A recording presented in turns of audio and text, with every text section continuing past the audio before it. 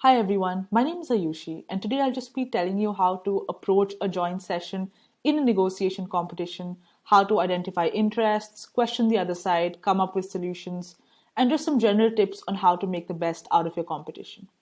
So, regarding the first aspect, which is how to approach the joint session, traditionally there were two different styles of negotiation that people followed. The first was a hardball style of negotiation, and the second was a softball style of negotiation.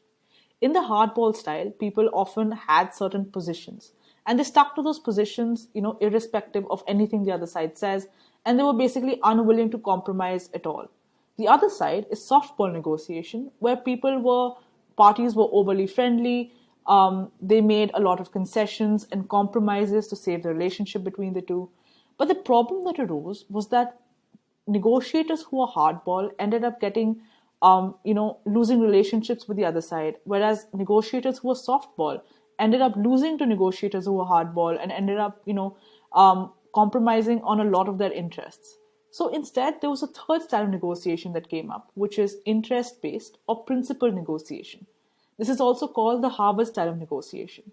And this style basically propagates that you should not stick to positions, but instead be flexible while preserving your interests.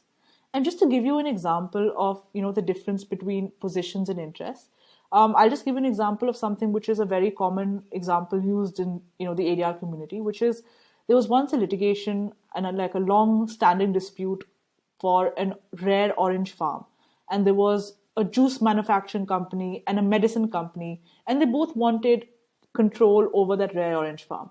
They fought for years, the dispute went to litigation, and nothing ever got resolved. When they went to mediation and they actually talked it through, they realized that the juice manufacturing company only wanted the pulp of the orange, whereas the medicine company only wanted the peel of the orange. So both of them could actually get what they wanted without either of them losing out. So in this example, the position of both of these companies was that they wanted the rare orange farm, but their interest was that they wanted the pulp of the orange or they wanted the peel of the orange. So once you understand what your position and what that underlying interest is, which is what is it that you actually want for the negotiation, it becomes a lot easier for you to figure out how to approach the round and how to understand what to do in the round, and what is it that you need out of the round. So firstly, you should always focus on understanding what your bottom line is and what your interests are, and make sure at all times that you continue to preserve your interests. So once you understand what your interests are, the second thing that you need to do is understand how to find out the interests of the other side. And I think this is the most important quality of a good negotiator, which is managing to extract information from the other side. And the best way to do that is by firstly actively listening to the other side, and secondly asking the right questions. Now, there are three types of questions you can ask. The first is open-ended questions, the second is close-ended questions, and the third are probing questions. So regarding open-ended questions, these are much wider questions that you ask the other side to get an understanding of what their true needs and concerns are. So you can ask them, how has the dispute affected you? How do you think we should move forward? What are your interests into this negotiation? And these wider questions are good to just get a broader idea of what the party wants. However, it's often rare that they'll end up revealing anything through such open questions. So there's another questioning style, which is close-ended questions. Now, these close-ended questions are basically questions which have a yes or no answer. And these questions help in helping the parties structure the discussion. It helps you understand what issues are important to the other side, which issues the other side wants to prioritize. So a good use of these close-ended yes and no questions also often helps you to get an understanding of what the other side wants. But the third type of questions, and I think this is the most important type of questioning, are probing questions. So these are questions that help you understand and help you tell the party to elaborate further and get them to actually talk about their underlying needs and concerns. So say if they've said a certain statement, you should question them further on them. Ask them, okay, how is that so? Tell me more about this. So focus on thinking about these kinds of probing questions from which you can actually determine what these interests are, and you can actually, get a better understanding of what the party wants from this negotiation. So that's the second aspect I wanted to talk about, which is, how to question the other side. And once you understand what the other side's interests are, is when you come to the third aspect, which is coming up with innovative solutions and options. So it's very important for you to, firstly expand the pie before you divide it. And this is a principle that's also part of the interest-based and principle negotiation I was talking about earlier. So it's important for you to brainstorm solutions which are beneficial for both sides, and brainstorm several solutions which would be equally acceptable to you and the other side. Look for options which are mutually beneficial, and don't initially just get stuck on bargaining on numbers, because it's less about, a 900,000 or a $1 million.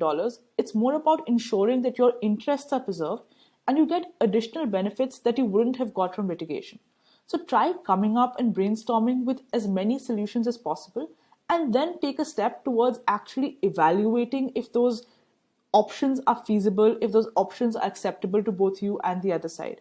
So the two-step process is: first, brainstorm solutions, understand which solutions are, actually suitable for both your interests and the other side's interests, and then move towards evaluating them and seeing if they're feasible in a real life scenario.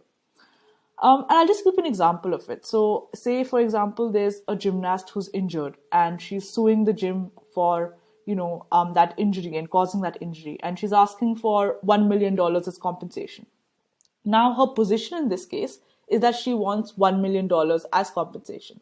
However, her interest, if you probe further, could be that the breakdown of that 1 million figure is she wants, 500,000 for a college fund, 200,000 for medical bills, 200,000 for, nutrition. So once you actually understand what her interests are, now you can think about solutions utilizing those interests. So say if you're representing the gym and you've understood that the gymnast's interest is a college fund, instead of giving her that 1 million compensation, you could explore other options like helping her build that college fund, paying regular money towards that college fund. That might mitigate her need for, that 1 million compensation at all, or that 500 million, requirement for college fees. So try to understand how you can utilize the other party's interests and make it in a way that will help you come up with a solution that's beneficial for both of you. So keep that in mind when you're both preparing for the round and within the round itself, because there is always a lot of points for coming up with these creative options and solutions. Now I'll just move to some general tips, which I think would help you maximize your mediation competition. So one thing which I think a lot of parties forget to do is utilize the mediator. So you are having a conversation with the other side, but also remember that the mediator is that third party whose job is just to help you facilitate that conversation.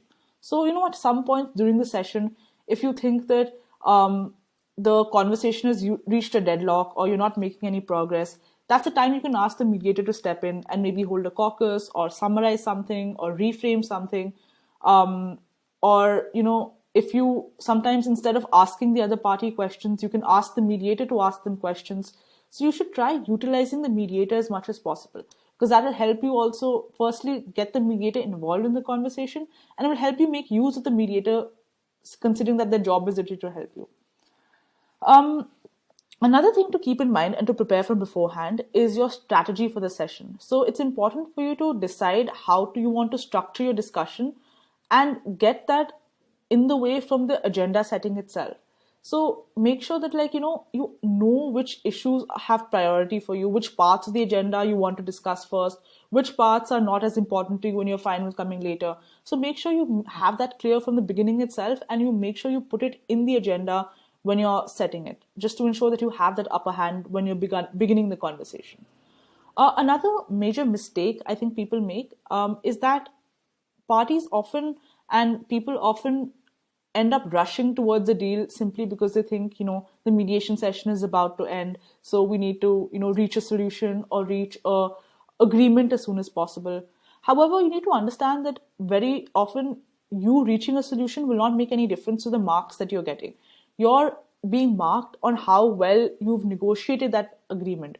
So instead of rushing towards an agreement, you should focus on just making sure at all points that you are sticking to the same pace, making sure that you're not at the last minutes making any compromises on your interests or your, on your, on anything that is actually important to you. Make sure that, you can, if the other side is changing speed, make sure you take control of the session at that point, make sure it goes at the same pace it's been going. And you can always mention specific things that you think that weren't discussed enough in this session and tell the other party that we can table this for now and perhaps discuss this in a future mediation session.